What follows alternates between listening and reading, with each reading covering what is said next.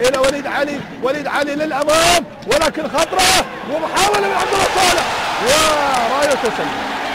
يبدو لي رايه تسلل ولا هدف اول والبدايه البدايه لا شك ان في اندفاع. شوف الاعاده شوف هذه وين المساعد الاول؟ وينك يا حكم؟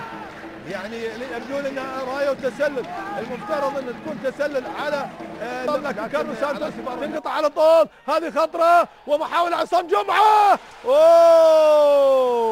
هذا اللي حذرنا منه عندما سجل هناك على الوحدات الاردني، استغل الاخطاء وهذه من ضمن الاخطاء. وشوف عصام جمعه سجل قويه صعبه على عبد الله الصالح، وبالتالي عتب كبير على كارلوس او على احمد كان. والله قصيره يا احمد، قصيره يا احمد على كارلوس. يلعبها لسلطان البرقان يبحث عن زميل ايضا، كره من خلف المدافعين، السالم حطها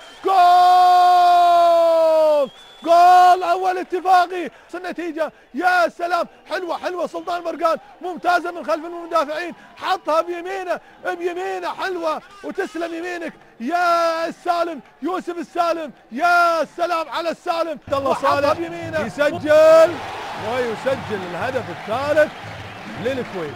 يا ايوان مارين تلعب على اخطاء الفريق الاتفاقي.